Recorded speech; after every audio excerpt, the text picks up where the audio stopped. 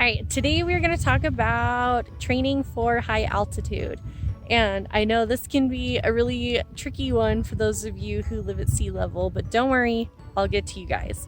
Okay, just hang tight. I'll give you some secrets. So, first things first, when you are training for a high altitude climb, is you want to hang out at altitude. That is your number one.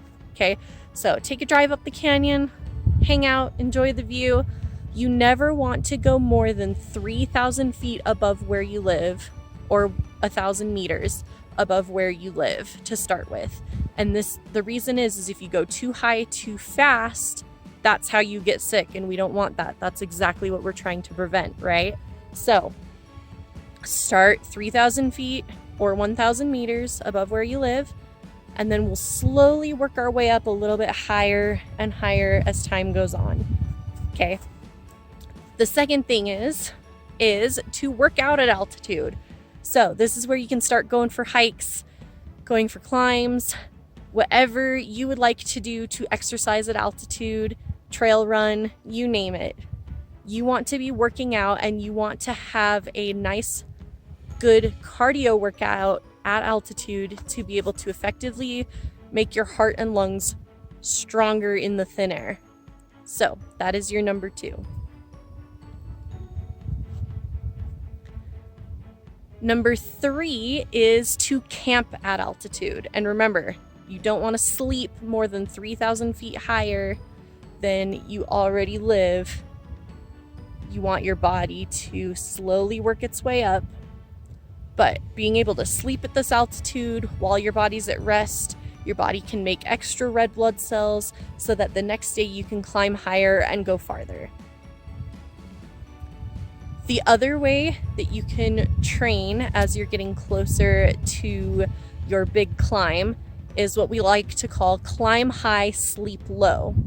So you take a nice high climb, maybe you're climbing about 4,000 to 5,000 feet at once, and then you come back down and you sleep at that lower altitude to rest.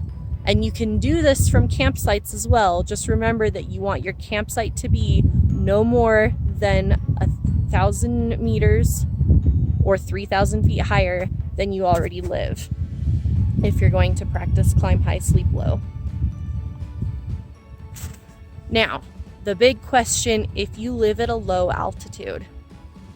If you live at sea level, or if you live somewhere where you don't have access to mountains, that is going to make your training a little bit trickier when it comes to acclimatizing. And acclimatizing is going to be really important for you sea level folks, especially if you're going into the Himalayas or somewhere higher than anything in our continental US. So, some tips that you should look into is 1, look into the brand Hypoxico. So some things you guys should look into if you live at sea level is 1, look into the brand Hypoxico. They are a great high altitude training brand. They make masks, they make tents, and they're really not as expensive as you would think.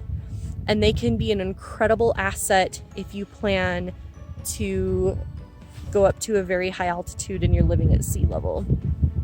What they do is, instead of just suffocating you and feel like you're breathing through a straw through a mask, they instead let you breathe at your full lung capacity while diminishing the oxygen content in the air so that the oxygen levels are equivalent to whatever altitude you are training for or training at.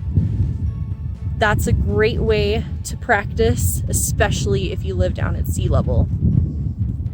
Other options, if you are at sea level, is to train hills. Get on some stairs, get on some hills, and at least get your legs ready.